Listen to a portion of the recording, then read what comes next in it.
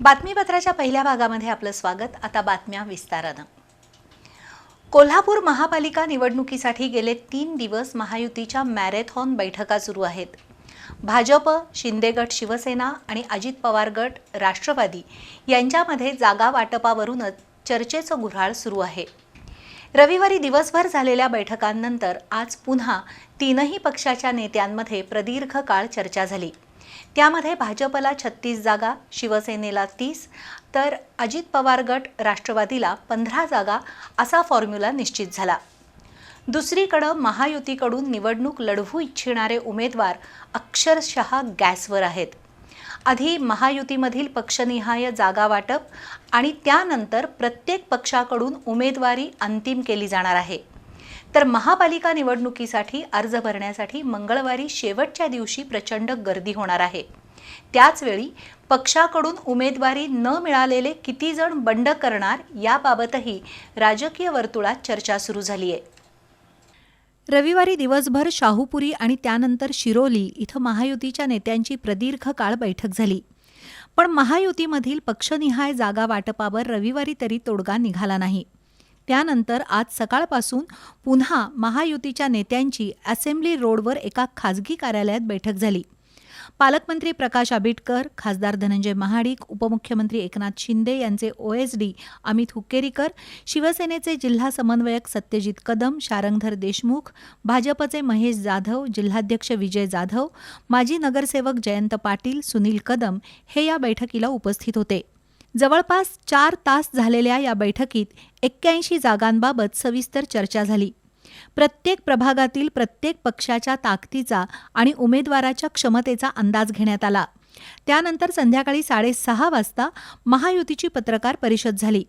त्यामध्ये कोल्हापूर महापालिका निवडणुकीसाठी महायुतीचा जागा वाटपाचा अंतिम फॉर्म्युला तयार झाल्याचं सांगण्यात आलं।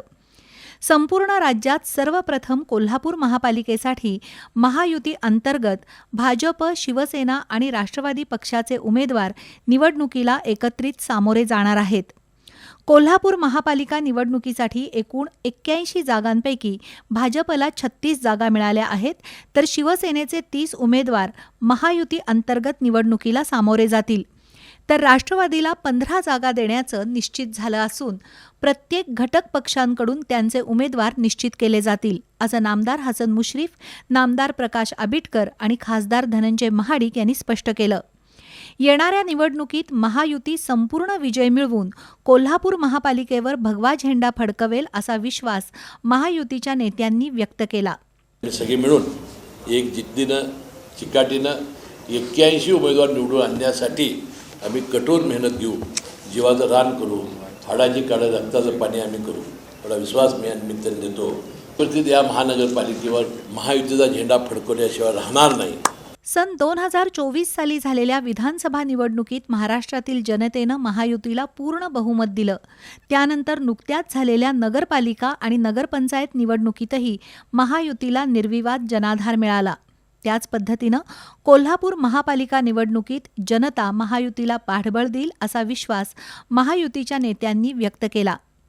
मुख्यमंत्री नामदार देवेंद्र फडणवीस, उपमुख्यमंत्री नामदार एकनाथ शिंदे आणि उपमुख्यमंत्री नामदार अजितदादा पवार यांच्या मार्गदर्शनाखाली नामदार चंद्रकांतदादा पाटील, नामदार हसन मुश्रीफ, नामदार प्रकाश आबिटकर, आमदार राजेश क्षीरसागर, खासदार धनंजय महाडिक, खासदार धैर्यशील माने, माजी खासदार संजय मंडलिक, आमदार अमल महाडिक, प्राध्यापक जयंत पाटील, श्रीयुत अमित हुक्केरीकर, भाजप प्रदेश सचिव महेश जाधव, भाजप जिल्हाध्यक्ष विजय जाधव, शिवसेना जिल्हाध्यक्ष सुजित चव्हाण, राष्ट्रवादीचे शहराध्यक्ष आदिल फरास, शिवसेना जिल्हा समन्वयक सत्यजित कदम, शिवसेना दक्षिण विधानसभा प्रमुख शारंगधर देशमुख यांनी कोल्हापुरातील महायुती आकारास आणली आहे।